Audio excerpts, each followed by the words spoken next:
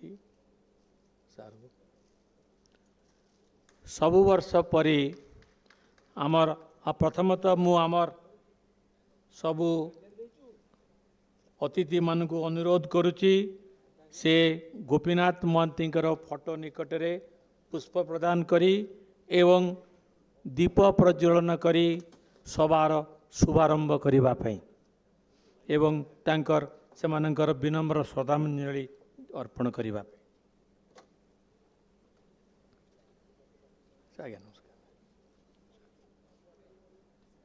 आसन आप चलता आप आगे चाहे धरी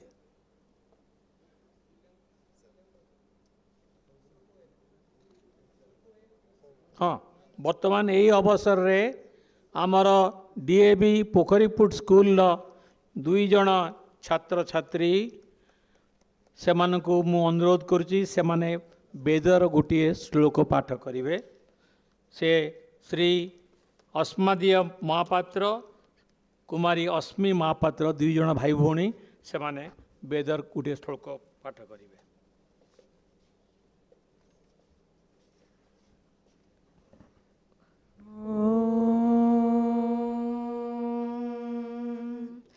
इषेतुर्जित्वा वायवस्थोपायवस्थदेवो वस्सविता पार्पयतु श्रेष्ठतमाय कर्मणे आप्यायध्वमर्निया देवमार्गमूर्जस्वती पयस्वती प्रजापति रणमीवा अयक्ष्मामावास्तेन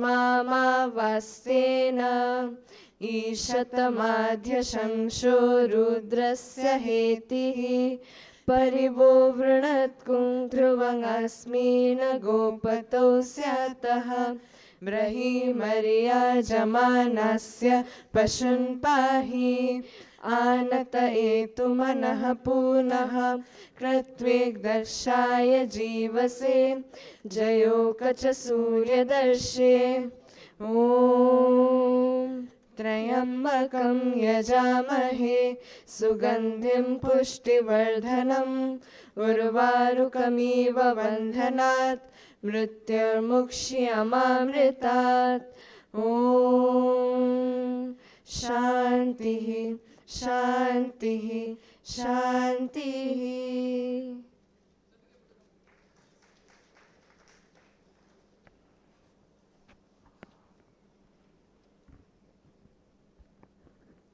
सभा प्रारंभ रे मु आमर ओडिशा साहित्य एकाडेमी सचिव डॉक्टर चंद्रशेखर होता को अनुरोध करुच्ची से अतिथि मान को स्वागत भाषण देवा।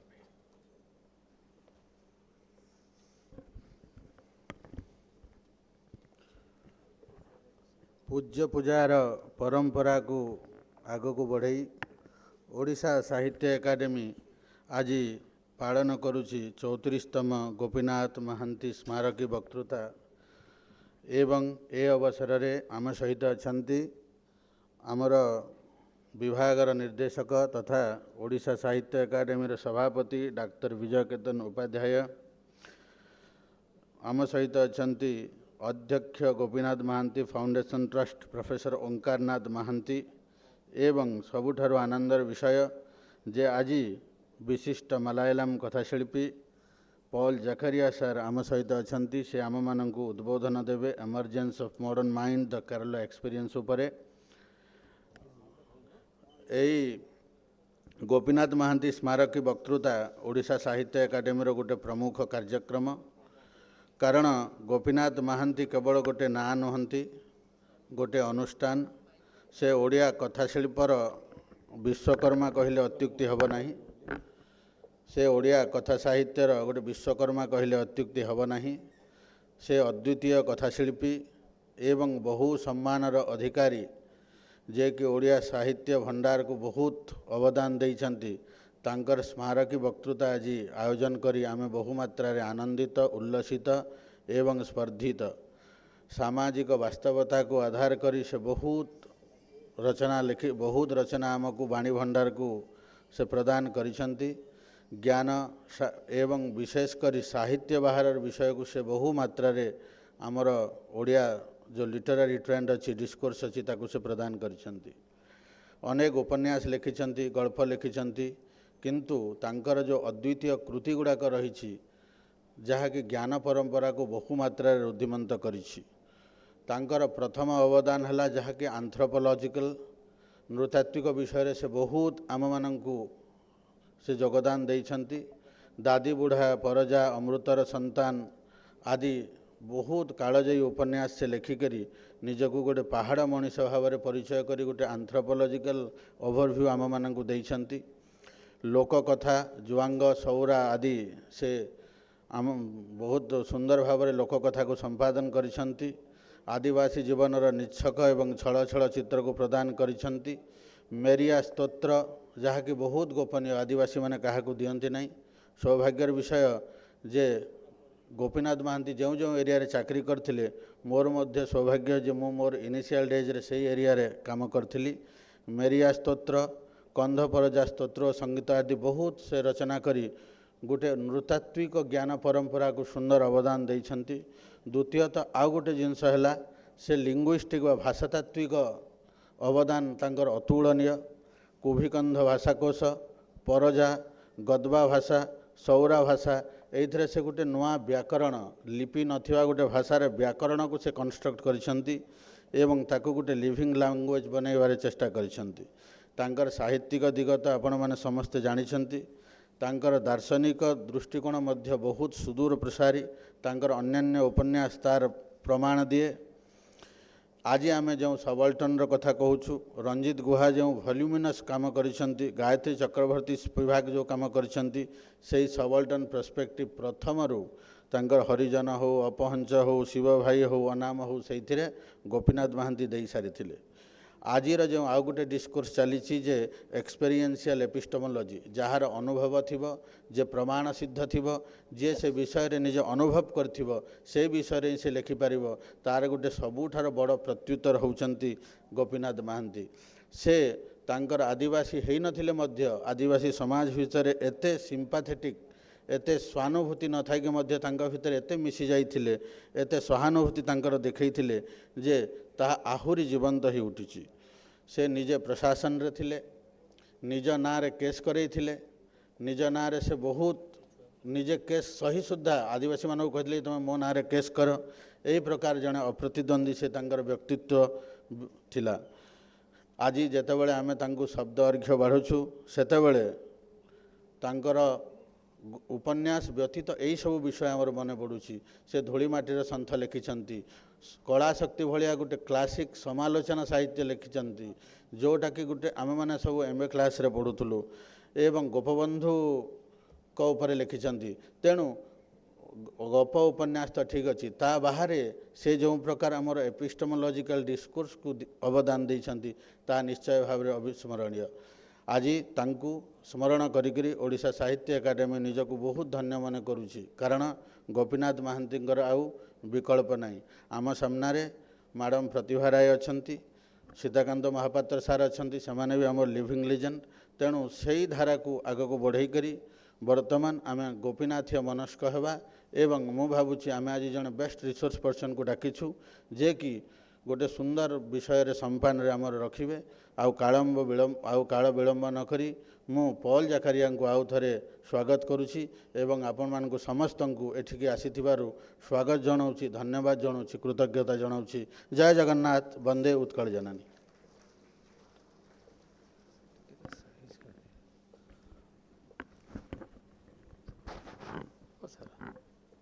अल्प समय पूर्व आपण मानक आगे जो दुईटी छुआ वेद पाठ कले 10 वर्ष धरी से माने आमर ये अनुष्ठान पई वेद पाठ करी आछंती। तेणु आपण मानक सामने से स्वीकृति देवाई गोपीनाथ महांती फाउंडेशन तरफ आम आउ कि ना भी गोटे गोटे सर्टिफिकेट प्रदान करने स्थिर करूँ। तेणु मुझे दुई जन को अनुरोध करुच्ची भाई भौणी को ये आसवाई। अस्मादीय महापात्र एवं अस्मी महापात्र मु अनुरोध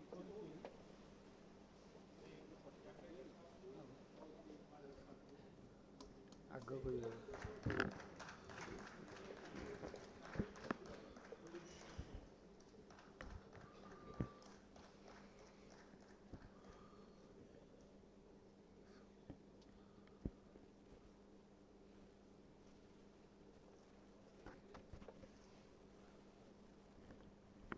वर्तमान धन्यवाद पिलाए वर्तमान गोपीनाथ महांती आज सभार सभापतिंकर अनुमति नहीं मु गोपीनाथ महांती फाउंडेशन अध्यक्ष प्रोफेसर ओंकार महांती को अनुरोध करछि एठी को आसी तांकर भाषण प्रदान अभिभाषण प्रदान करने सह आज सभार मुख्य वक्ता संपर्क में किसी सूचना देवाई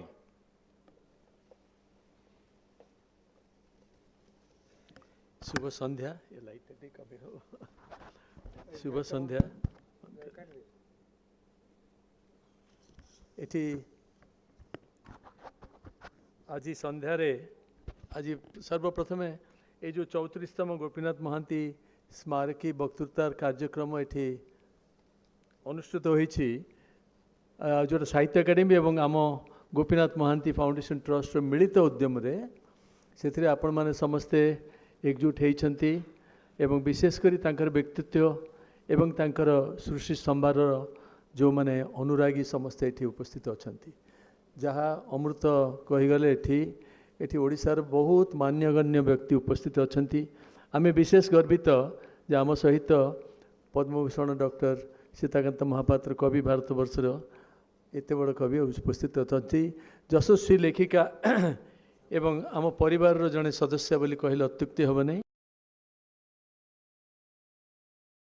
सीताकांत महापात्र बोध भूल कहली प्रथम भूषण कही एवं पद्मभूषण यशस्वी लेखिका प्रतिभा राय एवं जे होउछंती ज्ञानपीठ कमिटीर वर्तमान अध्यक्षा यहाँ ओडिशा पे गोटे बहुत गर्वर कथा से उपस्थित अच्छा आम भितर एवं मु मध्य आपण मानक सहित जोड़ी है से मानकु एवं आपण मानकु समस्त को स्वागत जनाऊँगी बंधुगण अनौ अनौ 33 वर्ष पूरी गला आम 34 वर्ष रे पहुँचले सरल भाषा कहले मुझे 34 वर्ष है आपण सामने रही आसी वर्तमान मोर बयस बापा बयस टपिगला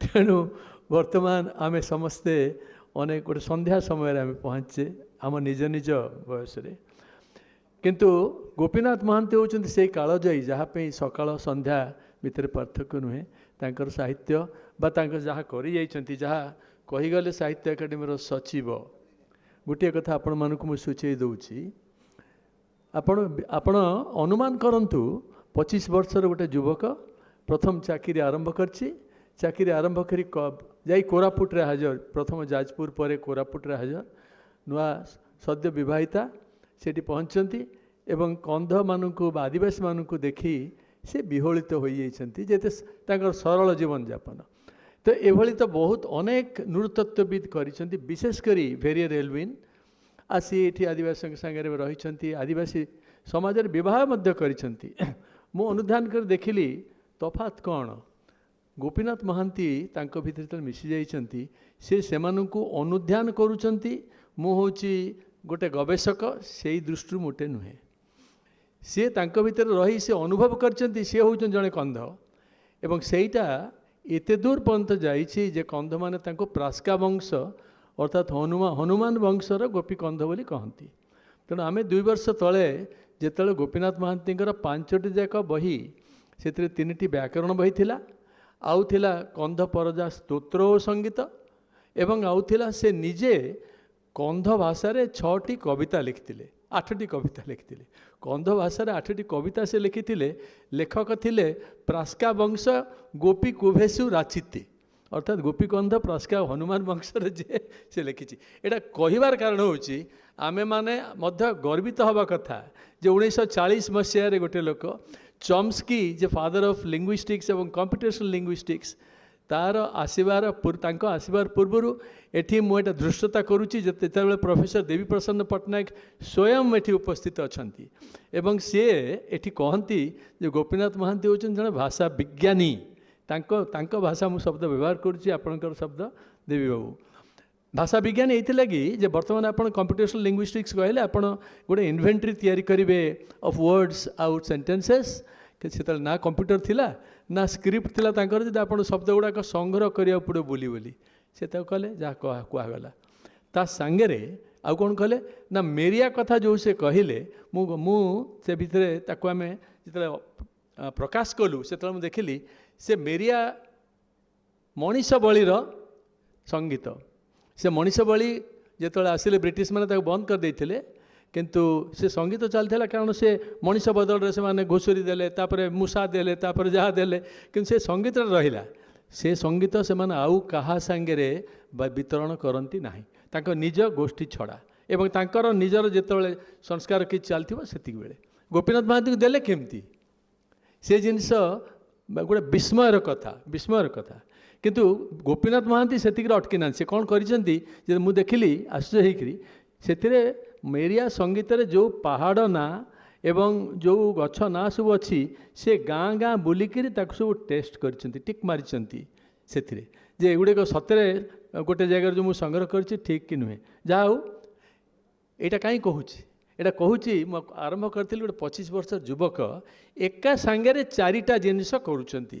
ସେ ଜଣେ ଆଡମିନିଷ୍ଟ୍ରେଟର ଅର୍ଥାତ୍ ମାଜିଷ୍ଟ୍ରେଟ୍ ହେଇକି ଥିଲେ ତା ସାଙ୍ଗରେ ସେ ଭାଷା ସଂଗ୍ରହ କରୁଛନ୍ତି ଭାଷା ନିଜେ ଶିଖୁଛନ୍ତି ଏବଂ ଭାଷା ବିଜ୍ଞାନୀ ହେଇଛନ୍ତି ଅର୍ଥାତ୍ ବ୍ୟାକରଣ ତିଆରି କରିଛନ୍ତି। ତା ସାଙ୍ଗରେ ସେ ଆନ୍ଥ୍ରୋପୋଲୋଜିକାଲ ଷ୍ଟଡି କରୁଛନ୍ତି। ଏଇ ଯେଉଁ 4-5ଟା ଜିନିଷ ସକାଳୁ 10ରୁ ଯିବେ 6ଟା କି 8ଟା ବେଳେ ଆସିବେ ତାପରେ ଏଇସବୁ ଜିନିଷ କରିବେ। ଏକା ସାଙ୍ଗରେ ଗୋଟିଏ ଲୋକ 4ଟି ଜିନିଷ କରୁଛି। ଚତୁର୍ଥ ଜିନିଷ କହିଲି ନାହିଁ। ଚତୁର୍ଥ ଜିନିଷ ହେଉଛି ସେତିକିବେଳେ ତାଙ୍କର ଚାଲିଛି ଦାଦି ବୁଢ଼ା ପରଜା ଅମୃତର ସନ୍ତାନ। ତେଣୁ ଦାଦି ବୁଢ଼ା ପରଜା ଅମୃତର ସନ୍ତାନ ଲେଖା ଚାଲିଛି ତା ଭିତରେ ଆପଣ ଦେଖୁଛନ୍ତି ଆନ୍ଥ୍ରୋପୋଲୋଜି ତା ଭିତରେ ଦେଖୁଛନ୍ତି ଆପଣ ଶବ୍ଦ ଏ ଶବ୍ଦ ସଂଗ୍ରହ ମଧ୍ୟ ଚାଲିଛି। ଇଏ ଗୋଟେ ବିସ୍ମୟକର ଜିନିଷ। ଏଇ ଜିନିଷଟାକୁ ଆବିଷ୍କାର ବର୍ତ୍ତମାନ ଆମେ ଅନେକ କରୁଛୁ ତ ଏଇଟାକୁ ଆମ ଟ୍ରଷ୍ଟ ପକ୍ଷରୁ ଆମେ ଚେଷ୍ଟା କରୁଛୁ କିଭଳି ଭାବରେ ଏକାଠି କରିବୁ ଏବଂ ଏଥିରେ ତାଙ୍କର ଆତ୍ମଜୀବନୀ ଯେଉଁଟା କରିଥିଲେ ସେ ଆତ୍ମଜୀବନୀ ବହୁତ ଲୋକ କହନ୍ତି ଅସମାପ୍ତ ଆତ୍ମଜୀବନୀ 1947 ପର୍ଯ୍ୟନ୍ତ। ଆଜ୍ଞା 1100 ପୃଷ୍ଠାର ଆତ୍ମଜୀବନୀ 3ଟି ଭଲ୍ୟୁମ୍। ସେ 3ଟି ଭଲ୍ୟୁମ୍ 1100 ପୃଷ୍ଠାର ଯେଉଁ ଆତ୍ମଜୀବନୀ ଆଜି ତାର ପ୍ରଥମ ଭାଗର ଇଂରେଜୀ ଅନୁବାଦ ଯେଉଁଟା ହେଇଛି ସେଇଟା ପ୍ରକାଶ ବା ମୁକ୍ତି ଲାଭ କରିବାକୁ ଯାଉଛି ଲୋକାର୍ପଣ ହେବାକୁ ଯାଉଛି। କିନ୍ତୁ ଏ ଭିତରେ ସେ କ'ଣ ଦେଖେଇଛନ୍ତି ସେ ଦେଖେଇଛନ୍ତି ନିଜର ଜୀବନ ସାଧାରଣ ମଣିଷ ଯେମିତି ଚାଲେ ସେଇ କଥା ସେ କହି ଚାଲିଛନ୍ତି କିନ୍ତୁ ତା ଭିତରେ ଅଜସ୍ର ଗଳ୍ପ ରହିଛି ଅଜସ୍ର ଆନେକ୍ଡୋଟ୍ ଯେଉଁଟା କୁହାଯାଏ ସେସବୁ ରହିଛି। ତେଣୁ ସେ ଆତ୍ମଜୀବନୀ 1947 ପରେ କ'ଣ ହେଲା ତାପରେ କ'ଣ ହେଲା ସେଇ କଥାଟା ସେ ନିଜେ କହିଯାଇଛନ୍ତି ମୋର କୌଣସି ଦୁଃଖ ନାହିଁ ତାପରେ ମୁଁ ଲେଖି ନାହିଁ ବୋଲି।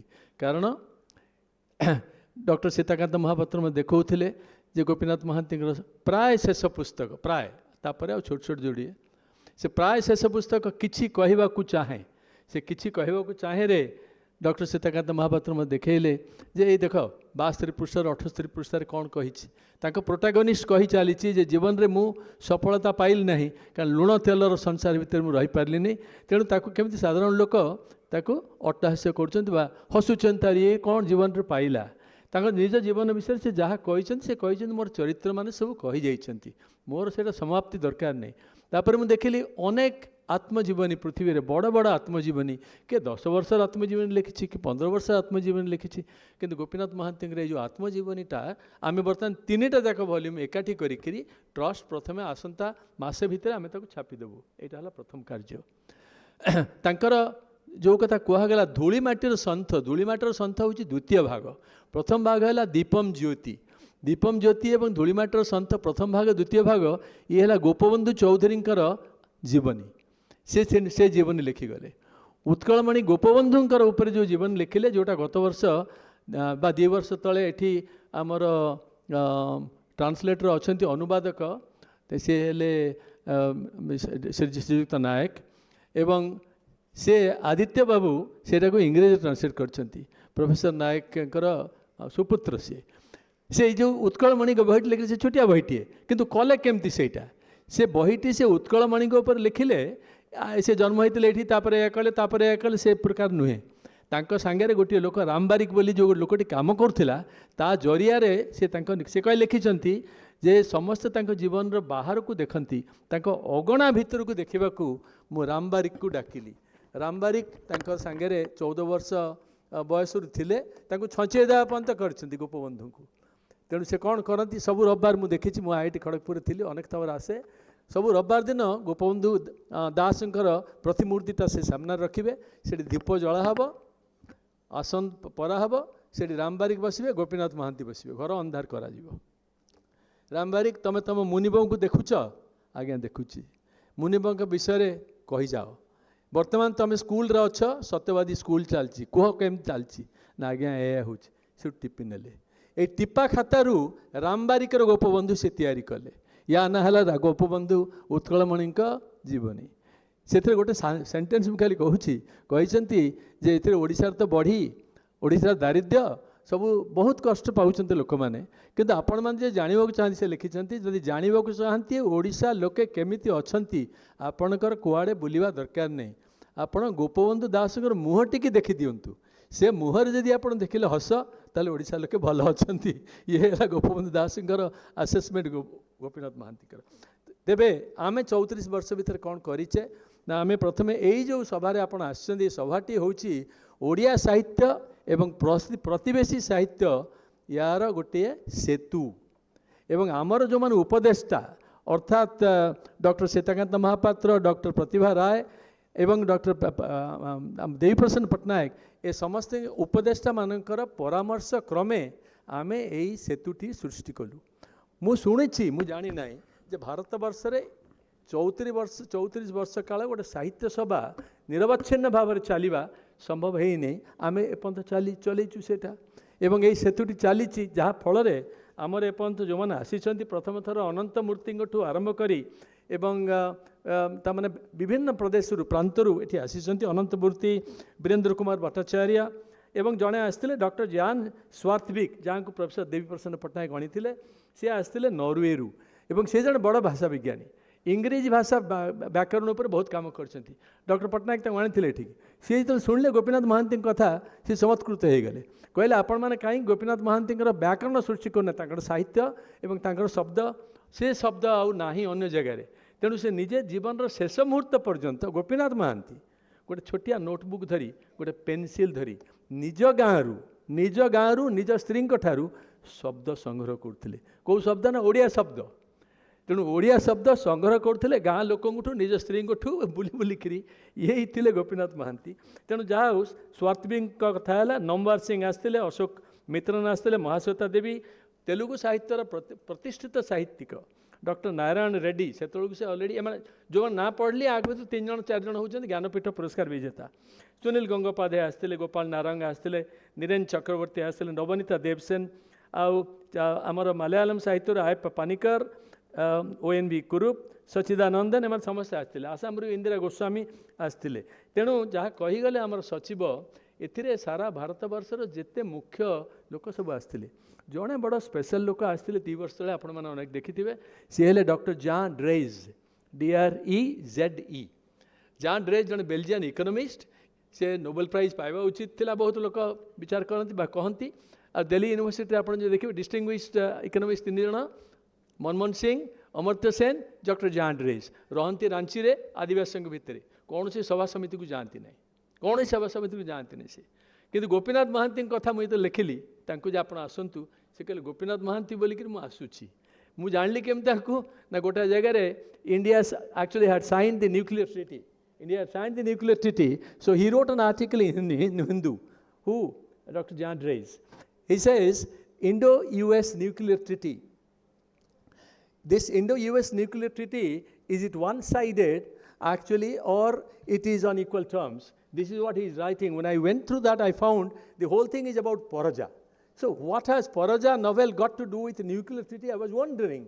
Then I found first 2 columns he writes about Paraja as one of the finest novels as he writes. And then he says, in Paraja also you'll find the Paraja tribe, also there is a treaty between the Jamidar and the Adivasi. But that treaty is absolutely unequal. Now you can guess what he was driving at about the Indo-US nuclear treaty. And my friend, classmate, Sri Kumar Banerjee was then the chairman of Atomic Energy. I couldn't tell him that how equal or unequal was that, because along with Manmohan Singh, he had signed the treaty.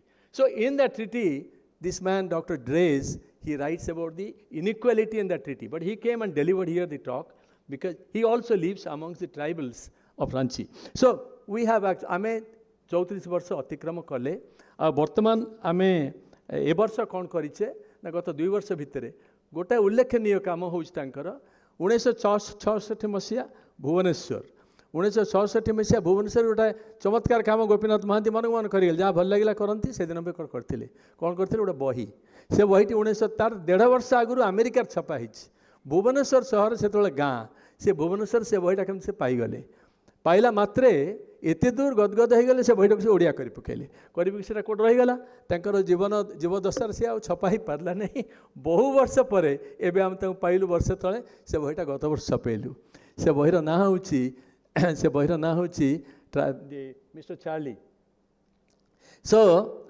the book is actually by James Baldwin, the black writer James Baldwin, and the book is named Blues for Mr. Charlie. Mr. Charlie को पाई प्रार्थना संगीत ये है से बहीटर ओडिया अनुवाद गोपीनाथ महांती कर जाइछंती से बहीटी आम छपेलु से किंतु आपण अनुमान करंतु बहीटा अमेरिका रे लेखा है 64 मसीह 66 मसीह से अनुवाद कर सारे कि बहीटा अछपा रहीगला ता कारण हूँ से अन्य बड़ बड़ अनुवाद करते कौन बड़ बड़ अनुवाद करते टॉलस्टॉयकर वार एंड पीस से अनुवाद कर सारे 3 वॉल्यूम मोटा मोटा 3टा वॉल्यूम गॉर्की कर माई यूनिवर्सिटीज अनुवाद कर सारे जोगाजोग रवींद्रनाथ टागोर अनुवाद कर सारे यहाँ कहवार उद्देश्य हूँ अनुवाद साहित्य जहाँ जोग से अनुवाद साहित्य गुड़िक आपण देखी ना कहीं तेणु ये सबुजाक एवं नेहरूंकर India today and tomorrow is actually गोटे अत्यंत उपादेय पुस्तक ता कारण कहला भारत वर्ष केमती आप देखिए आसंता 10 वर्ष 15 वर्ष नेहरू को तो सहीटा इंडिया टुडे एंड टुमोरोर अनुवाद मध्य भारत आज और काली या से कर जहाँ हो बर्तमान आज आम आपण मान पाई बहुत आनंदित तो आज आमर मुख्य आकर्षण कार्य भितर ट्रस्टर हूँ जे आम एथर जोड़िए बही गोटे तांकर आत्मजीवन प्रथम भाग से भागटी आम बहुत शीघ्र लोकार्पण करने को जाऊँ जोटा हूँ स्रोतस्वती भाव में आपण मैंने समस्ते पढ़ी तार इंग्रेजी अनुवाद आ गोटे छोटिया नोवेला जोटा डॉक्टर आमर पॉल जखेरिया निजे नोवेला लिखिबार सिद्धहस्त से गोटे छोटिया नोवेल तांकर ता ना जानकामा से गुड़िक बहुत शीघ्र लोकार्पण हो बंधुगण आउ विशेष समय आपको नेबी नहीं बर्तमान पॉल जाखारिया विषय में दीपद कही मोर जहाँ कहवा कथा वक्तव्य शेष करी पॉल जाखारिया को मुझे पाइली टेलीफोन रे विश्वास करेंगे ना गोटे टेलीफोन रे Paul Zacharia actually agreed to come over here so we are very grateful to you so just with one call so we are all grateful on behalf of the trust on behalf of everyone else we thank him here and while talking to Paul Jakaria it dawned on me that he is very very different from the rest not only is he outspoken which everybody knows that he is an outspoken person and his writings actually essentially says that but he is a renowned name of course everybody knows in the Malayalam literary scene he has authored more than 50 works of fiction and non-fiction in Malayalam, including short stories, novellas, travelogues, and so on. So he writes primarily in Malayalam under the pen name Jakaria. But A Secret History of Compassion, that was his debut novel in English in 2019, made a significant impact. But his latest novel this year, it has come out in English, it's called The True Story of a Writer, a Philosopher, and a Shape Shifter. And we have given excerpts of that in this small booklet. I hope you have circulated this booklet here. So you will see that. And Paul Jakaria obtained his bachelor, etc., in many of those colleges in Bangalore and other places. But he started his professional career as an English lecturer in the MES college in Malashram area. But later on, he went into Delhi to spend next 2 decades there in the broad area of writing and speaking on subjects of public interest. That was his first love. At Delhi, Jakaria worked with various media and publishing houses, including affiliated East West Press, All India Management Association, Press Trust of India, and so on. So, most important thing is, he also co-hosted a show called Patra Vishesham. Yes, Patra Vishesham. This was the first television program review, along with the senior journalist B.R.P. Bhaskar, which ran for 7 years. Not 1 or 2, ran for 7 years. And then Zakaria writes for leading Malayalam and English newspapers. His columns and articles have appeared in various national media such as India Today, the New India Express, and so on. And he writes also a travel column in Manorama.com. He is a celebrated name among all the large Malayali population in the Gulf countries. All Gulf countries, they have bestowed the highest awards on him. Zakaria is considered as one of the most critically appraised authors of short fiction in Malayalam presently, and his works are noted for their path-breaking, unconventional style and theme marked by a deep sense of humor. But his novella, Bhaskara, this is called Pataluram Ente Jeevitam, has been adapted into a film titled Vidayan. And this Vidayan has been done into film by the renowned director, Adur Gopalakrishnan. And so 2013, Zakaria was elected a distinguished fellow of the Kerala Sahitya Academy, and he has been honored with several prestigious literary awards, including those from Central Sahitya Academy, Kerala Sahitya Academy, Oda Kujal, Mutatu Bharki, Padmarajan, and Katha, O. Vijayan and Balathilam. Zakaria is a member of the Press Club of India, New Delhi, and Trivandrum. And his interests lie in science fiction, music, film, and travel. So this is all that I have to say. Thank you once again, Mr. Zakaria, for making your presence here.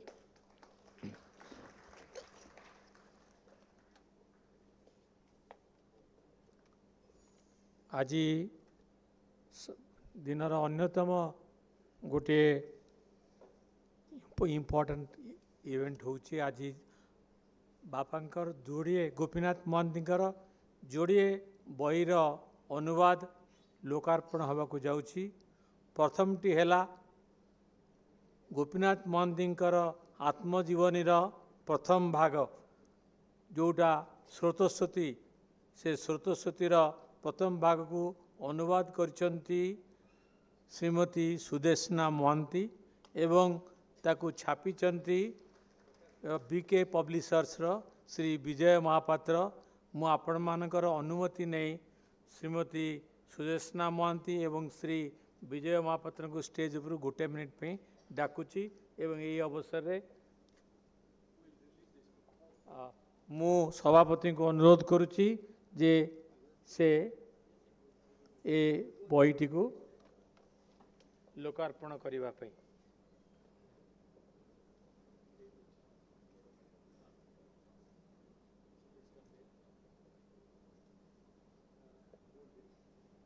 ନା ଠିକ୍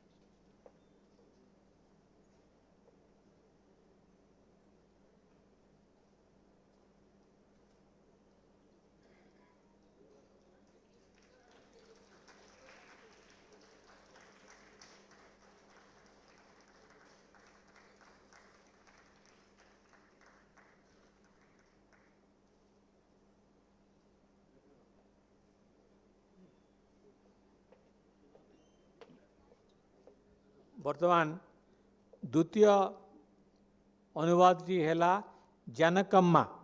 ତାକୁ ଅନୁବାଦ କରିଛନ୍ତି ଶ୍ରୀ ଆଦିତ୍ୟ ନାୟକ।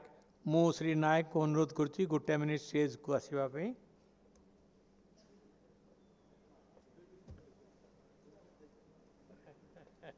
ଶ୍ରୀ ନାୟକ ହେଉଛନ୍ତି ସୁପରିଚିତ professor Jatin ନାୟକଙ୍କର ସୁପୁତ୍ର।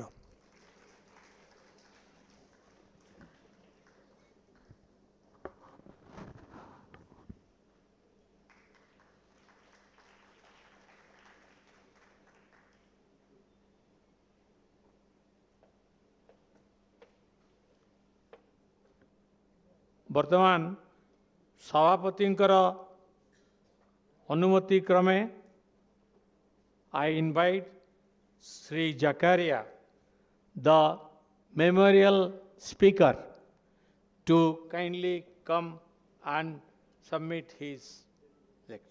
Please.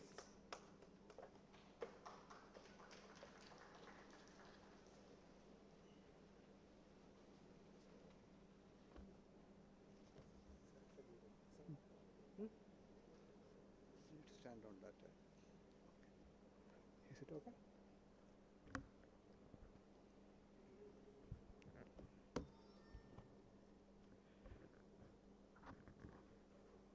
respected dignitaries on the dais and in the audience, and dear brothers and sisters. I begin my words by paying my humble respects to Dr. Gopinath Mohanty, in whose honor we are gathered here. I am incompetent to speak, especially before the distinguished audience gathered here, with even a distant claim of in-depth knowledge of Dr. Mohanty, who was a giant of modern Oriya literature. I only wish to say that, having read the short biography of Dr. Mohanty, written by another luminary of Oriya literature, Oriya letters, Dr. Sitakant Mahapatra, who is here. I'm privileged to be speaking in his presence. I am able to obtain an idea of the astounding gifts Dr. Mohanty possessed as a novelist and short story writer. I also learned about how he was an outstanding humanist who held the lives of the tribal people close to his heart all his life, both as a writer and administrator. He was an unofficial chronicler of the tribal people of Orissa. The extracts from Dr. Mohanty's works in English translation, which are attached to Dr. Mahapatra's book, gave me an inkling of the majesty of his literary genius. Even in translation, the glowing style, the mastery over the narrative, and the abundance of imagination comes through. I am deeply honored that I have been invited to his memorial talk, and I thank Dr. Gopinath Mohanty Memorial Foundation, Dr. Omkar Mohanty, and the Odia Sahitya Academy for this privilege bestowed upon me. With your permission, I would like to speak here a few words about the emergence of the modern mind in Kerala. It's a large canvas of history. I've cut it down to fit a time limit of about 35 minutes. Therefore, many things which should have found a place in this have been excluded, but all this information is generally available all over the place. I was looking up descriptions of modernity, even though we are very familiar with the word. They all seem to agree on one thing. It is change that creates modernity. We all know that. Of course, change to the new, not to the old. All agree on a few other things. Modernity is a change from all kinds of slavery to freedom. It is the release from systems of blind beliefs to reason and science. It is release from religious authority in public life to secular freedom. It is a change from totalitarianism to democratic freedom. It is the emergence of new and original creativities in all realms of life of a society. So let me start by saying again that Kerala's experience of modernity is not special. Every society in India has undergone modernization in its own way.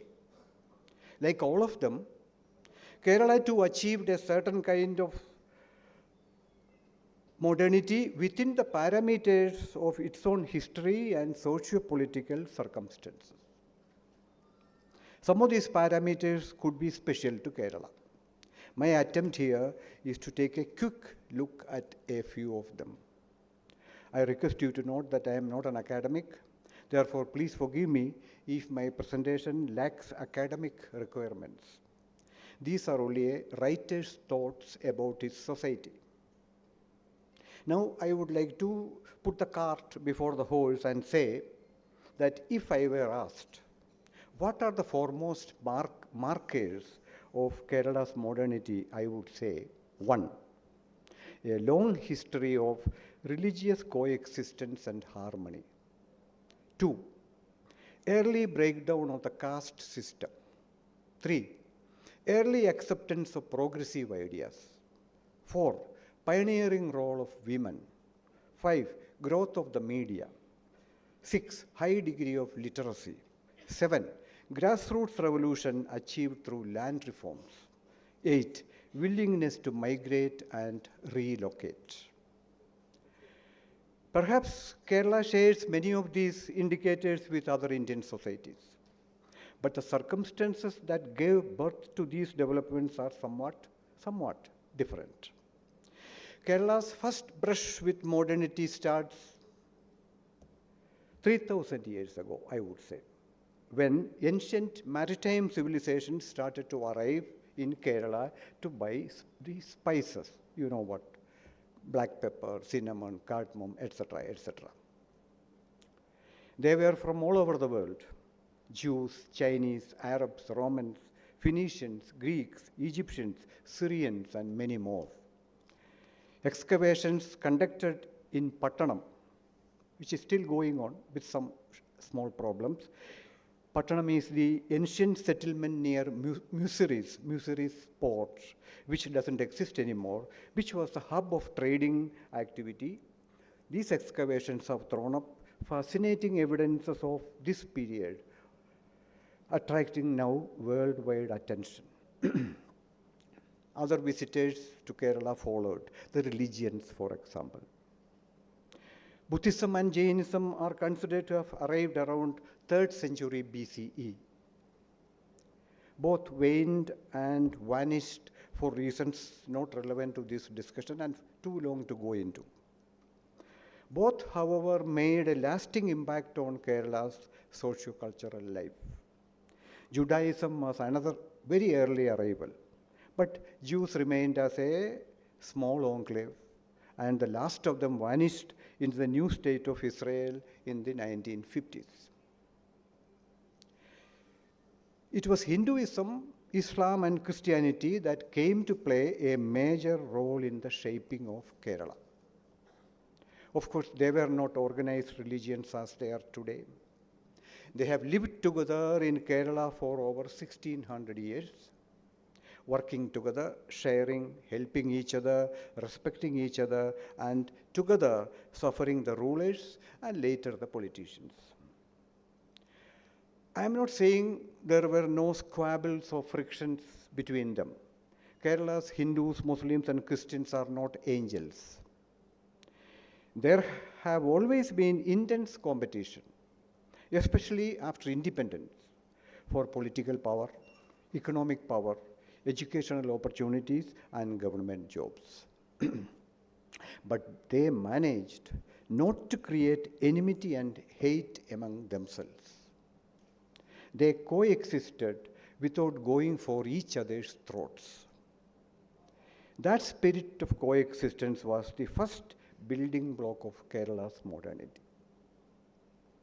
But it was not the religions that created modernity, it was the aspirations of the common man who was a believer in either of these three religions for a better life and his hard work and his ability to coexist. I wonder if religions can really create modernities, because the core of religions do not change. Only the externals change. Often they go back instead of going forward. Revival becomes the modernity of many religions these days. I believe it is the ecologies, the social ecologies, and the economies that create modernities in a society.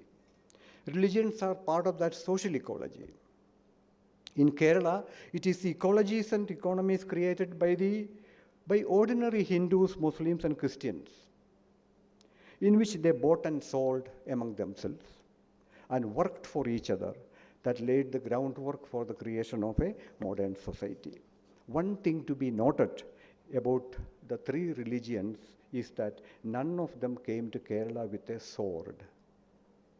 Christianity and Islam came as traders. Hinduism arrived, by which I mean the significant entry of groups of Nambutiri Brahmins in the 4th century CE. Before that also the Aryanization had started, but this was the particular point in which it made a significant entry. It was as a part of migration in the 4th century CE, as part of a migration from Deccan or even perhaps beyond. There's no historical record of that. Christianity too most probably arrived around the 4th century CE. However, there's a tradition that it arrived in the 1st century, but it's not historically proved.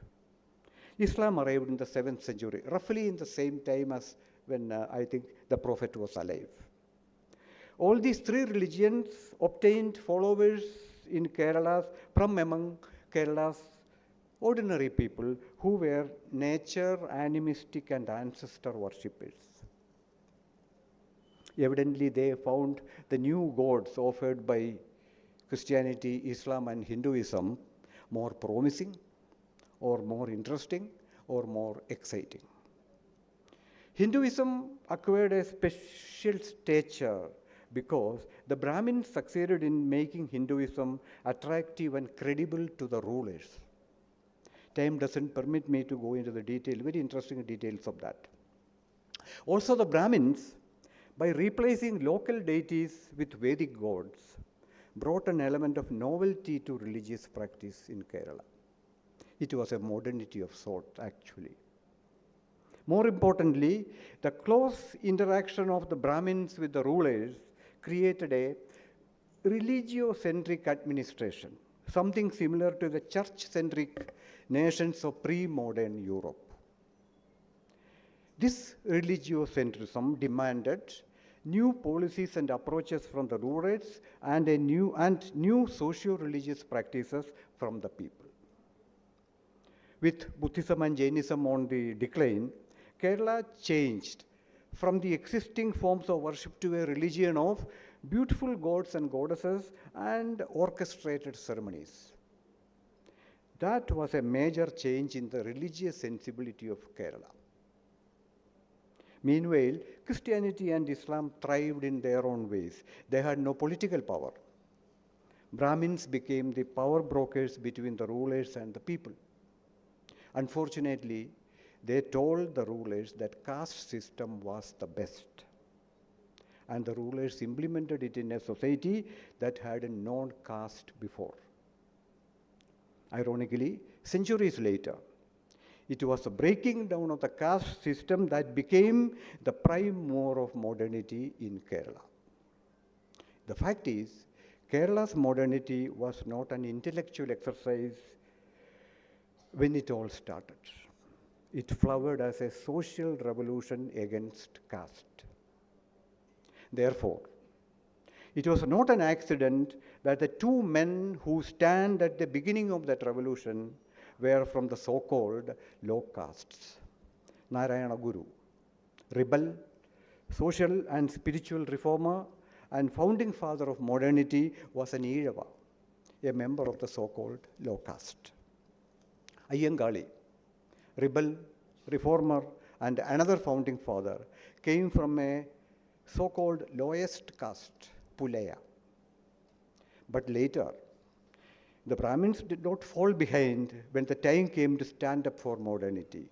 Two of the tallest leaders of the latter period of Kerala Navothanam, that is Kerala Renaissance, which is modernity what we are talking about, they were Nambutiris. One was E.M.S. Nambutiripat, about whom you might have heard, who led the first communist ministry in Kerala and was the general secretary of the Communist Party of India. The other was V.T. Bhattadiripat, writer, social reformer, humanist, and thinker extraordinary. They started by attempting to reform the Brahmin society. Together they founded the Yoga Kshema Sabha, an association of Nambutiris, which called for reforms in the Nambutiri society. And their call reverberated across Kerala in all communities, not only amongst Nambutiris, but all the communities. That the Brahmins were changing created tremors. There is another interesting Brahminical connection. The Nambuthiris practiced a system of marrying Nair women, marrying within quotes, because it was not really a marriage in the sense that we know about it. It was but an accepted social arrangement called sambandham, meaning relationship, that's all. Nairs belonged to the so-called low caste, and the Nair women were polygamous. So there's a lot of jokes about this, but luckily the Nambuthiris were not jealous partners despite minor inconveniences they faced. The net result over the centuries of this arrangement was that a lot of Brahminical knowledge and literary and artistic heritage was transmitted to the Nair community in an informal manner. Otherwise, the Nair community was not eligible for this kind of a knowledge and heritage. And from there, it filtered down to the rest of the society. Also, the Nambuthiris loved leisure. Some people would call them lazy. They loved music, dance, literature, and good food. The arts thrived under their patronage. While the Portuguese, the Dutch, and the British modernized the very mundane realms, the Nambuthiris, though not consciously, added an aesthetic dimension to Kerala's journey to modernity. They also added the realm of scholarship, though it was mostly religious in nature. That was how things stood for about 1,000 years, from the 4th century when Hinduism arrived to the 15th century when the Portuguese came. One significant event of this period was the birth of Shankara, the great philosopher and commentator on the Upanishads, Brahma Sutras, and the Bhagavad Gita in Kaladi in Kerala. He was a Nambuthiri. But he is said to have quit Kerala at the age of 8. I think it's a legend, we don't know. Therefore, he is not in this picture of modernity. This interregnum of 1,000 years saw further Sanskritization of the local culture thanks to the Brahmins. As a result, the basics of modern Malayalam language emerged from its Dravidian roots. That was a very important step towards a modern Kerala. And then, in the year 1498, Vasco da Gama, the Portuguese explorer sailor, arrived in Calicut. That was a major turning point in the history of Kerala's modernization. Europe was already Christianized and fast modernizing in the 15th century. Renaissance was in full swing. Through Vasco da Gama, Europe had finally discovered a sea route to the spices of Kerala, cutting out Arab and other middlemen. This was a great achievement for the Europeans. So when Vasco da Gama came to Calicut, landed in Calicut, it came to him as a great shock to meet Christians who had been Christians a millennium before Portugal and most of Europe had even heard of Christianity. What Gama did about that is another very long story. During the 160 years the Portuguese spent in Kerala, from 1603 to 1663, when the Dutch threw them out, they did lots of good things and lots of bad things. Among the good things they brought to Kerala was a taste of European Renaissance, of science, of technology, of methodologies of learning. Because the Pope and the Portuguese king worked hand in hand, proselytization was one of their important missions. It was to help proselytization that the Portuguese brought the technology of printing to Kerala. They set up 4 printing presses in different places, and in 1578 printed a book for the first time in Kerala. It was not a Malayalam book, but a book in early Tamil. But on that date, I believe Kerala was changed forever.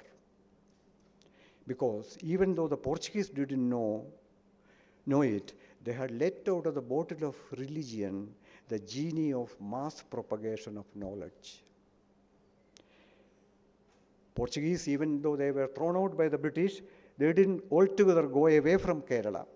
They continued their religious activity by persuading a faction of Kerala Christians to switch sides to the Pope. And that created a lot of confusion and conflict amongst the Kerala Christians, which is another long story and we cannot go into this. However, one interesting result came from the Portuguese intervention in Kerala's Christianity. That was, during the 17th and 18th centuries, the Portuguese began to send young men from Christian families in Kerala to Rome to study at the Pontifical Oriental Institute to train them for priesthood. It was a recruiting strategy, but I think it was also a strategy to please local Christians who were not very happy with the Portuguese. Many of these students stayed on for higher studies in philosophy, Latin, and other European languages, and they also traveled in Europe. Thus, as early as the 17th and 18th centuries, boys from the backwoods of Kerala were getting an education in Rome backed by the values of European Renaissance. They returned to Kerala not with just some theology in their heads, but a fund of Renaissance knowledge about science, philosophy, history, and the world they were living in. This knowledge, like from the Nambudiris, filtered down to the society at large through a number of interfaces and added its own energy to Kerala's modernizing process. When all is said and done, it's only fair to remember that the Portuguese had asked the Christians of Kerala to refrain from caste practices, that is in the 17th and 18th century, to refrain from caste practices like untouchability. That's because they thought it's not, as Christians they shouldn't do it, whatever it is.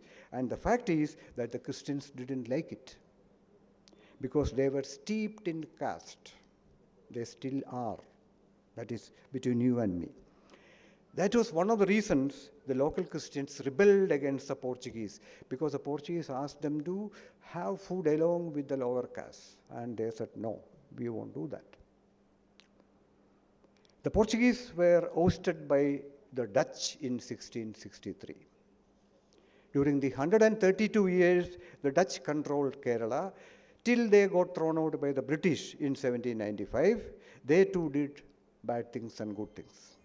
Among the bad things, within the limited scope of this talk, suffice it to say that among the good, they provided valuable inputs of various kinds, particularly in agriculture and industry, small industry. Inputs that took Kerala forward on the path of modernity. And they were the people, the Dutch was behind that very famous, several of you would have heard about it, the Hortus Malabaricus. It's a 2,000-page description of the medicinal plants of northern Malabar. It's considered a very unique, very precious book in the history of science. The British threw the Dutch out in 1795, and they were in Kerala till 1947, a period of 152 years. This period, more or less, coincides with the final evolution of the modernization of the Kerala society. It had a simple start. In many Indian societies, I think the case is similar when the British brought education. The British, in order to make their colonial task easier by building up an educated workforce, introduced secular education in 19th century Kerala. I think they did it in Orissa also, and various places. By secular education, I only mean education in non-religious subjects, especially history, logic, classic philosophy, languages and literature, and the sciences. Sections of people in Kerala, especially the so-called low castes, acquired a working knowledge of English and a fund of contemporary knowledge which opened up the wider world for them. Their modernistic aspirations were fast growing. Narayana Guru, the great reformer, once said, half seriously and half jokingly, he said, after all, it is the British who gave me Diksha. He was referring to the fact that he, a man of the so-called low caste, had acquired the freedom to become a Hindu sannyasi under the British administration. In fact, later on, there is a very famous annual pilgrimage to his headquarters, Shivagiri, and when the disciples wanted him to suggest a good date for the pilgrimage, he said, let it be the white man's New Year, he said. That is January 1. There's nothing, you don't have to look for anything special. Make it the white man's New Year. The education the British brought fell upon a fertile soil, ready for a new beginning. To use Turgenev's famous novel's title, Kerala was virgin soil upturned. Both missionaries and the state participated in providing the new education. Some sections of the missionaries insisted on conversion before admissions to school, but not all. Local rulers had come to understand that without education, their kingdoms would be bogged down in ignorance and economic progress would be impossible. So they too invested in education and knowledge. For example, as early as 1829, the rulers of the Travancore kingdom in Kerala, a minor kingdom, had established India's first public library in their capital in Thiruvananthapuram, presently the capital of Kerala. In 2025, I still borrow books from that library. That the British advisors provided the rulers with such ideas does not take away from the immense importance of the process of making knowledge available to the ordinary men. That was a very, very important step. In 1821, Benjamin Bailey, a British missionary, classmate and friend of poet Shelley, there are letters which I saw where he is inviting Shelley to come to Kottayam, where he was living in Kerala. Shelley never made it. Benjamin Bailey had set up a printing press in Kottayam, which is my town, and printed the first Malayalam book. Following upon the book the Portuguese printed long ago, it was a turning point of momentous implications for Kerala's cultural life. Malayalam, the mother tongue of Kerala, had entered a new era, the era of printing, which means the democratization of knowledge.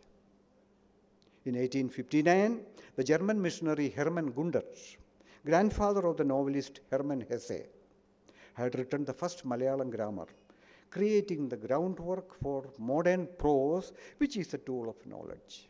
Till then, we had only kavya, poetry. Modern medicine reached ordinary people through public hospitals. Health patterns changed. Another great churning was taking place at the common man's level. Educated Christians, Hindus, and Muslims were reading the great thinkers of the West, and also great thinkers of India, like Vivekananda, Aurobindo, and Tagore. Soon they would read the man who was about to change India itself, Mohandas Karamchand Gandhi.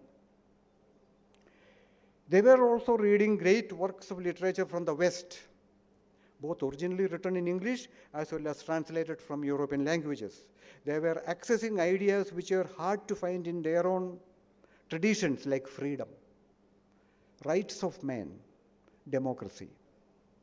They were also discovering new ways of telling stories and writing poems. Thus, the first Malayalam novel was published in 1889. Most importantly, they were discovering, as I said, the art of writing prose, the key to the democratic expression of ideas. And from there, they were discovering new themes for fiction, which came from the lives of ordinary people, not from the world of gods, goddesses, kings, and ministers.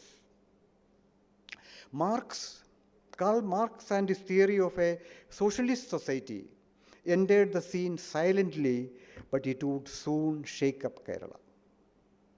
One of the earliest biographies of Marx was written in Malayalam in 1912. I saw it exhibited in Marx's childhood home in Trier, Germany. In the same home, I found that the very first biography of Marx was written in German in 1896, and the second in English in 1910, and the third biography of Marx was written in Malayalam in 1912. It was done by a man whom we shall meet soon in the course of this talk. people were reading books by the great rationalists of the West, like Robert Ingersoll, the king of all rationalists. They were learning to question religion. They were learning to question caste, to question kings and queens, and to question the colonialists themselves. By 1893, the young Ayyankali, the Dalit reformer whom I mentioned, had challenged the upper caste ban on the lower caste using public roads. He did it in style. He purchased a bullock cart like those the upper caste used, wore an angavastra and turban like them, and drove the cart on the main road. There was uproar and violence. But that was the day the Dalits of Kerala were firmly placed on the road, a long road to freedom. Then many things began to happen simultaneously, putting the modernization process on a fast track. The communist movement, for example. The party was formed in 1939 as a peasant movement, which finally brought to an end Kerala's feudal society and transformed the social order forever. It acquired a modernistic color when writers and artists attracted by the idea of social revolution, social change came under its umbrella. The Communist Party fought hard and long for the liberation of the lowest castes and classes, and it succeeded, leading Kerala into a modern era of equality and social justice. Where communism stands today is another matter. Take the Vaikam Satyagraha, which took place in 1924-25. It was a struggle for lifting the ban on lower caste people using the approach roads to the Vaikam temple. Gandhiji himself came to support it. In fact, when Gandhiji went to the house of the Nambudiri, who was a leader of the upper caste, in order to negotiate with him, he was made to sit in the courtyard because he was an untouchable. The Satyagraha led to a major upheaval that finally brought to an end caste discrimination in Kerala, once and for all. The freedom movement and Gandhiji gave the masses of Kerala new ways of looking at politics. They hadn't known this before, the national movement and Gandhiji. Kerala's politics began to transcend local concerns, localized concerns. Gandhian dialectics had a transforming effect. It is interesting to remember that several of the founding fathers of the Communist Party in Kerala were Gandhians to begin with. EMS is just one example. E.M. Shankara Namboodiripadi is one example. Narayana Guru, the greatest of the modernizers, however, was no Gandhian. When he and Gandhiji met and discussed caste, he told Gandhiji plainly, considering how deep-rooted caste is, you will have to be born again to eradicate caste from the Indian society. Narayana Guru, who was a thinker and philosopher and a great poet, an amazing poet of extraordinary genius, he chose social reform as his platform. A man of no pretensions, especially of the spiritual kind, and blessed with a great sense of humor, he almost single-handedly laid the foundation of modern Kerala by shaking up his own community, the Idava, which is the largest Hindu segment in Kerala, out of its superstitious decadence. His famous declaration remains a revolutionary statement, especially these days when religion has become a deadly catchword. He said, religion doesn't matter. What matters is that the human being is good at heart. I cannot resist quoting a famous statement by him on another occasion. In 1888, he installed a Shivalinga in Aruvipuram, a little farther from Trivandrum. It was a linga-shaped stone he had taken from the riverbed. It was the first time a non-Brahmin had installed a Hindu deity in Kerala, and he was questioned. He said, "Why are you bothered? I have installed the Idava Shiva, not your Shiva." Narayana Guru was summing up the caste system and its rebellion in one sentence. Large numbers of Muslims became activists of modernization. Just one example is Wakam Muhammad Abdul Qadir Maulavi, regarded as the father of the Islam reform movement in Kerala. My time is gone on. Take another 10 minutes. Yeah, failed. In 1905, started the newspaper Deshabhimani, meaning the patriot. K. Ramakrishna Pillai, a Hindu, was its editor. The same man, Ramakrishna Pillai was the same man, is the same man who wrote the biography of Marx in Malayalam. Omkar, how much time do I have? 5 minutes, I may not be able to conclude.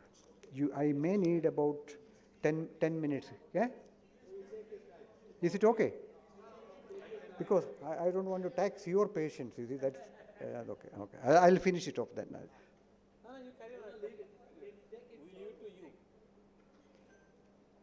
The objectives of the paper were typical of the modernist aspirations. Educate the people to understand their rights and the need for responsible government by the British, to fight injustice and corruption, campaign against superstitions and regressive customs in the Muslim community, and spread rational thought. The newspaper was so unrelenting in its criticism of the ruling classes, both Keralite and British, that it was closed down, the press confiscated, and the editor K. Ramakrishna Pillai expelled from the Travancore state. Wakam Maulavi burst into tears when the news reached him that Ramakrishna Pillai had been exiled. He continued to pay Ramakrishna Pillai his salary in exile. When later the confiscated press was returned to Maulavi through some intermediaries, he said, "My paper is closed. I shall not run it without my editor." People from the Christian community were equally in the picture. Take Nithiri Manikatanar. He was a priest. In 1887, he started the newspaper Deepika for the advancement of the Christian community. These things, he started new newspapers, but I will come to the point, but above all, in fact, he started the newspaper Malayalam Manorama, which is today India's third largest circulated newspaper.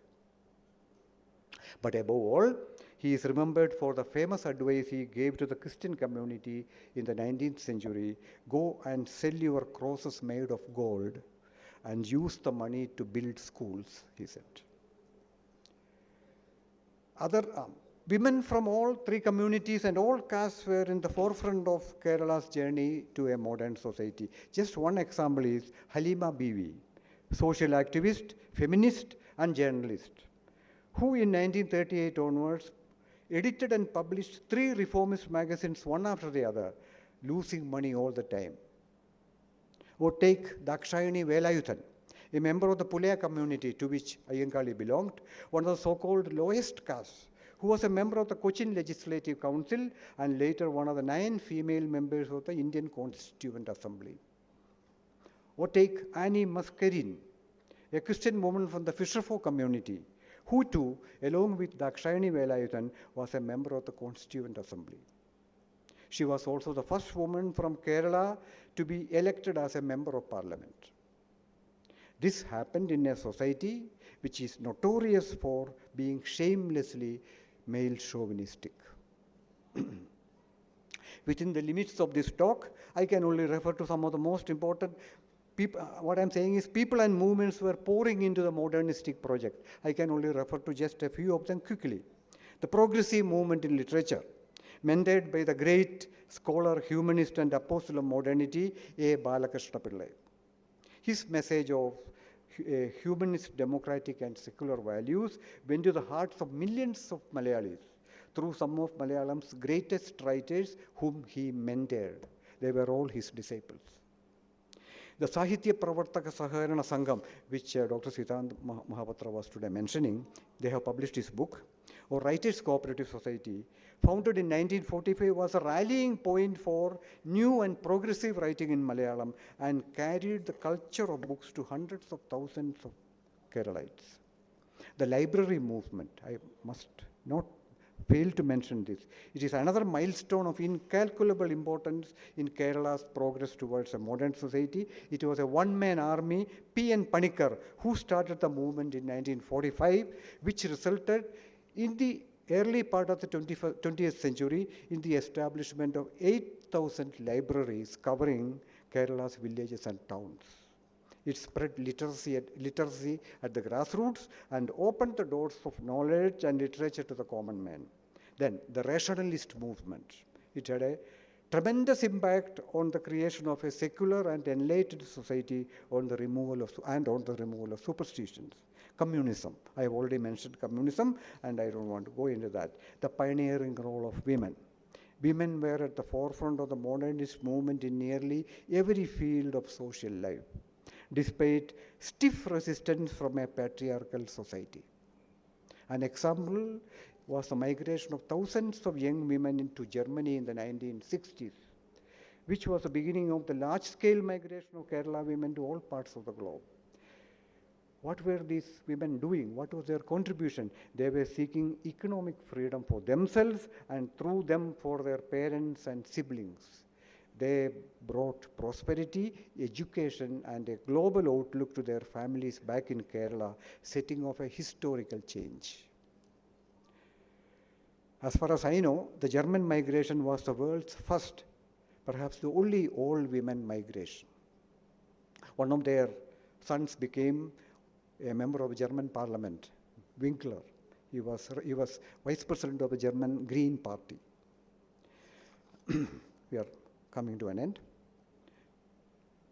Many other similar forces were at work, each one as significant and important as the other, but as I said, working on a 35-minute format won't let me to, I shouldn't do that, so therefore let me conclude. Looking back, as a Keralite, I am happy and that my society was modernized. It helped us climb out of ignorance and poverty. That is what I am saying. I am not talking about intellectuality. It took people out of ignorance and poverty. It has kept us reasonably sane as a society, at least till now. But the three religions continue to coexist and work together. But tremendous pressures which you can't even imagine, are at work to demolish this coexistence between Hindus, Christians, and Muslims in Kerala, which is at the heart of Kerala's modernity and prosperity. The ghosts of the past, revived in new forms, are trying for dominion with ferocity in Kerala. A new barbarism is knocking on the door of Kerala. But the foundation of mutuality created by these three communities long ago is holding on. I mean, a majority of the ordinary people are holding on. Many politicians and intellectuals have crumbled. So have the chieftains of religion. They have all caved in. But I believe Kerala's modernity, which is sustained by a sanity that rises beyond communal divisiveness, is yet safe in the hands of the common people of Kerala, who are Hindus, Muslims, and Christians, who respect each other and continue to work together. It is safe, at least for now. Thank you very much.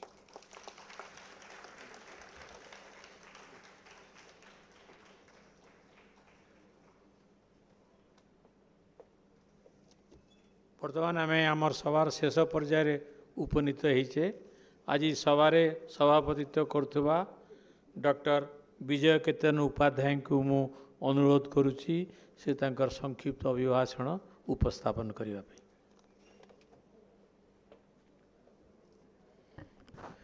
समस्त को शुभ संध्या। ज्ञानपीठ पुरस्कार विजेता प्रख्यात उपन्यासिक Padma Bhushan doctor Gopinath Mohanty 111तम पुण्य जन्मतिथि उपलक्षे ओडिया साहित्य एकाडेमी पक्षरु गोपीनाथ महांती फाउंडेशन ट्रस्ट मिलित सहयोग 34तम गोपीनाथ महांती स्मारकी वक्तृता कार्यक्रम आज एठारे आयोजित होइथिबारु मु समस्त आंतरिक कृतज्ञता ज्ञापन करुअछि। प्रतिवर्ष परि चलित वर्ष गोपीनाथ महांती स्मृति उद्देश्य ओडिशा तथा ओडिशा बाहरु बहु सुप्रतिष्ठित विज्ञ सारस्वत स्रष्टा वक्तव्य उपस्थापन करने निमंते आमंत्रित करा जायथाय। दीर्घ 34 वर्ष काल बहु विज्ञ प्रतिष्ठित व्यक्तिविशेष माने एही स्मारकी वक्तृता को स्मरणीय करने निमंते निमंत्रित होई आमर गर्व और गौरव को सम्मान देथिबारु मु एथि निमंते कृतज्ञता जनाउछि। चलित वर्ष धारावाहिक भावे एही स्मारकी वक्तृता निमंते सुदूर केरल स्थित थिरुवनंतपुरम मलयालम साहित्यर सुनामधन्य लेखक तथा प्रसिद्ध स्तंभकार पॉल जाकारिया एठारे आधुनिक चिंताधारार उन्मेष केरल अभिज्ञता emergence of the modern mind the Kerala experience शीर्षक उपरे विस्तृत अभिभाषण प्रदान कले ताहा अत्यंत हृदयस्पर्शी। यही अवसर में पॉल जाकारिया वक्तव्य को जेते प्रशंसा कले मध्य मो पक्षे ताहा कम हेबो। तांकर भावगर्भक बुद्धिदीप्त अभिभाषण निश्चय भाव में भारतीय ज्ञान और चिंतन परंपरा प्रति एक साधु संजोग कहले अत्युक्ति हेब नहीं। गोपीनाथ महांतींकर उपन्यास गुड़िक सृजन धर्मितार परस्पर प्रतिस्पर्धी दादी बुढ़ा परजा अमृतर संतान अपहंच एगुड़ा सब आदिवासी मानक जीवन संग्राम कहानी मु गोपीनाथ महांती उपरे किछि पढ़ुतली like Satyaprakash Mohanty professor of English Cornell University कहते in my opinion Gopinath Mohanty is the most important Indian novelist in the second half of the 20th century एवं Gopinath Mohanty was influenced by Chinua Achebe's classic tale of colonial invasion of tribal culture things fall apart the impact of modernity and disintegration of tribal society and तांकर style थिला individual as a protagonist एवं तांकर उपन्यास परजा जमती सीताकांत महापात्र सार कहते it is a story of shattered dreams तेणु तांको प्रति मु गभीरतम आंतरिक श्रद्धांजलि ज्ञापन करुच्ची। परिशेष में मो सम्मुख उपवेशन करथिबा ज्ञानी गुणी विद्वान मंडली साहित्यिक साहित्यिका समेत अन्यान्य बहु मान्यगण्य व्यक्तिविशेष को आंतरिक कृतज्ञता ज्ञापन करुअछि। वंदे उत्कल जननी धन्यवाद। बर्तमान मु ओडिशा साहित्य एकाडेमी सह सचिव श्रीयुक्त संजय कुमार छुआल सिंह को अनुरोध करुच्ची धन्यवाद प्रस्ताव रखा।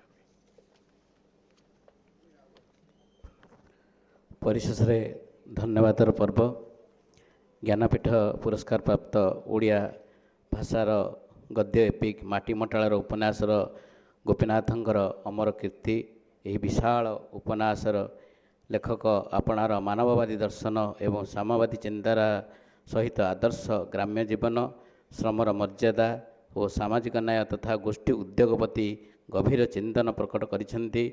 सांस्कृतिक संकट काल रे यही परिवर्तित समयर दुरंत आह्वान रे बदली जाउथबा मनीषर अंत प्रकृति को किपरि स्थिर और दृढ़ करी हेबो एही उपन्यास रे ताहार परीक्षा निरीक्षा जड़े उपन्यास स्रष्टा भाव में ओडिया कथा शिल्प रे कांतदर्शी भाव में जो बहु गल्प संकलन गुड़िक निजर लेखकीय पराकाष्ठा देखाई पारिछंती जहाँकि तांकर जीवन लक्ष्य भरी रही गभीर अनुसरण प्रत्ययबोध। गोपीनाथंक स्मारकी वक्तृतार आमे जहाँ को आज वक्तृता शुणिले आई thankful to Paul Chacharia, a well-known writer of Malayalam literature and a famous columnist from Thiruvananthapuram. His remote Kerala is here for his memorial lecture. Emergence of the modern mind, the Kerala experience. It's an honor of name Paul Zakaria to deliver a speech on this occasion. This is an insightful speech says about Indian tradition of wisdom and thought. Again, many thanks to Paul Zakaria to deliver a speech. आज ये अवसर रे आम विभागर निर्देशक एकाडेमीर सभापति doctor विजय केतन उपाध्याय महोदय एठारे उपस्थित होई आमको उत्साहित करिथिबारु मो साहर को आंतरिक धन्यवाद ज्ञापन करुछि। गोपीनाथ महांती फाउंडेशन ट्रस्ट अध्यक्ष विशिष्ट शिक्षाविद आज यही अवसर में तांकर सदिच्छा और सहयोग को आधार करी यही स्मारकी वक्तृता कार्यक्रमटी अत्यंत सौहार्दपूर्ण भाव में सफलता अर्जन करिथिबारु मु प्रोफेसर ओंकारनाथ महांती एवं श्री अमृतनाथ महांती को आंतरिक धन्यवाद ज्ञापन करुछि।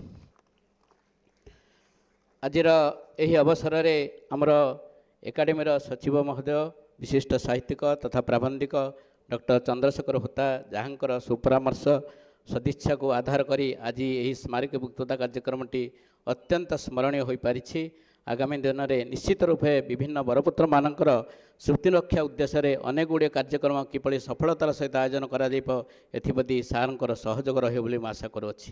यही अवसर में सार को धन्यवाद ज्ञापन करुछि। मो सम्मुखें उपवेशन करिथिबा बहु ज्ञानी गुणी सज्जन मंडली विद्वान व्यक्तिविशेष साहित्यिक साहित्यिका सांबादिक बंधु गोपीनाथ प्रेमी सारस्वत प्रतिभु समेत अन्यान्य बहु मान्यगण्य व्यक्तिविशेष माने आमर अनुरोध प्रकार एठारे उपस्थित रही मो समस्त को ओडिशा साहित्य अकादेमी तरफ प्रणिपात जणाइबा सह आंतरिक कृतज्ञता ज्ञापन करुछि। रहुछि नमस्कार। वंदे उत्कल। जय हिंद।